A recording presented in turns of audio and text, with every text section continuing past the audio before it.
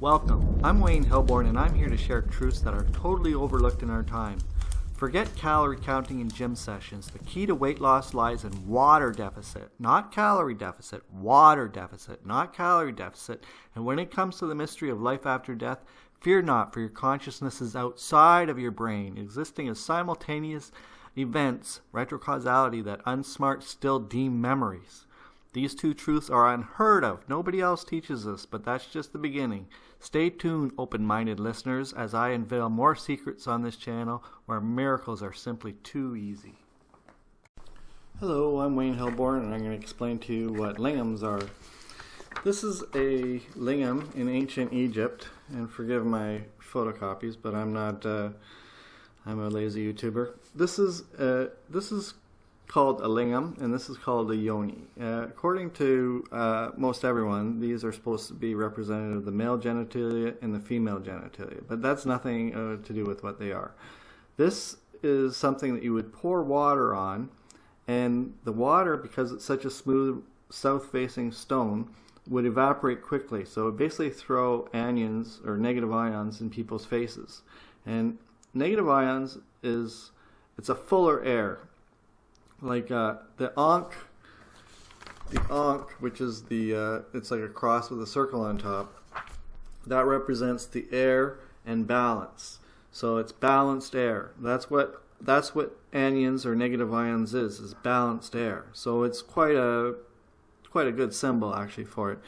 But this is the Indian lingam, and so you would sit there and you would breathe in the negative ions while you're meditating. Now, other things that you would do when you're meditating is, if you would look in this top corner, that is not an umbrella. That looks like it could be an umbrella type thing, but if anybody that knows anything about mushrooms knows that that is a certain type of mushroom. It's not like, it's a very distinctive kind of mushroom. This kind of mushroom, it's called the magic mushroom by most people today.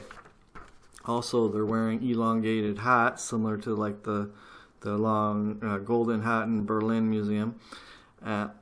So what mages would wear. These are all meditation aids, and that's all to do with your chakras and stuff like that.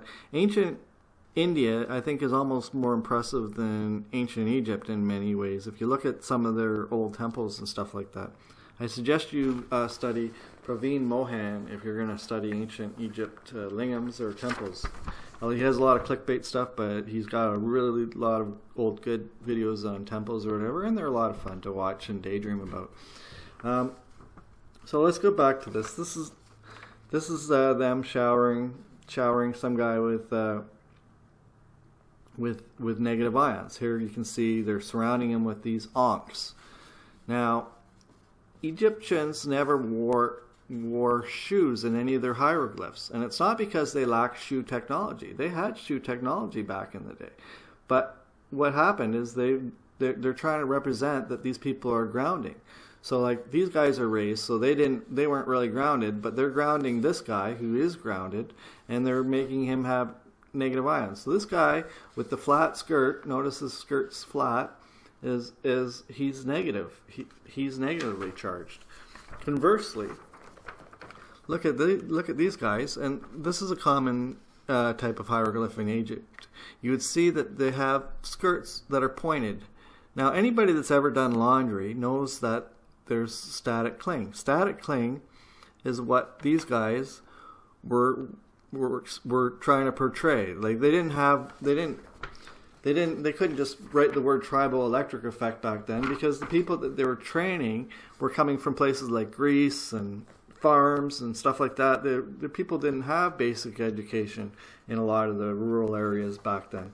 So if they were bringing in a priest or something and trying to teach them about how the Egyptian or how the ancient technology worked, which was all static electricity based, then they would have to use pictograms. So they would show skirts that have points as like to say, oh, static cling, not triboelectric and stuff like that. But I'm not going into as much detail on the ancient India tech, but the walls surrounding the temples were to keep anions in, so the wind wouldn't just come and blow them away. The temples would have a lot of anions created in them, not just with lingams, but they would have swamps and waterfalls, or some were built deep in the jungle where they could like get these anions fresh from the trees and swamps and water. But it's all part of the water, and everything's conscious and stuff like that. I don't want to get too much into it, but the lingams were definitely ancient tech. This was an ancient technological device. There are thousands and thousands throughout India, and the temples are really worth studying. And anyways, if you know anything about lingams, if you don't know anything about lingams, you probably shouldn't be watching this video, because I'm not really going into depth on them, and this is just superficial, but it's just to give you my view on what they are, because I'm right and I know what they are and I know how they're used, and they're definitely not sexual. Like, this is called the yoni. It's supposed to be the female genitalia, and that doesn't look like male genitalia. But if you Google it in Wikipedia, they'll tell you that that's supposed to represent male genitalia and stuff like that. It's just the invaders came and they just rewrote India's history, and they said this is what they did. They worshipped peanut. They worshipped. They worship men's. Well, whatever. Anyways, I'm Wayne Hilborn. I hope this helped you understand what lingams are and what they're used for, and I appreciate India and ancient Egypt also. Ancients had a lot of tech. They weren't even the first advanced civilization. There was many advanced civilizations on this planet. So anyways, namaste, blessed be. So mote it be. And that's a wrap, folks. I hope I broadened your horizons today. As a modern Canadian magician, I've got a knack for tuning into the universe and understanding the intricacies of reality. From healing to life coaching and fitness instruction, I'm your go-to guy for a holistic approach to well-being. If today's topic struck a chord with you, send some positive vibes out in the universe.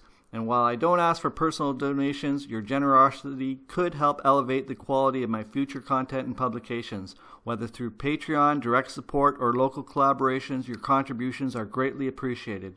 Remember, folks, it's all about that water deficit. Dry fasting holds the key to shedding those pesky pounds, and I'm here to debunk the myth that exercise is the be-all and end-all for our weight loss. Forget about calorie counting. It's all about tapping into that 7% water in our fat cells and saying goodbye to them forever. And let's not forget the other nugget of wisdom I bring to the table. The nature of memory is a series of simultaneous events. No brain required to store those precious moments, folks. You'll be conscious forever. If you're hungry for more of what I have to offer, don't forget to hit that like button and subscribe for future updates. Wishing blessings upon you all, and remember, in a universe governed by the mind, worry is the only true evil. Stay positive, stay blessed, and keep spreading the love.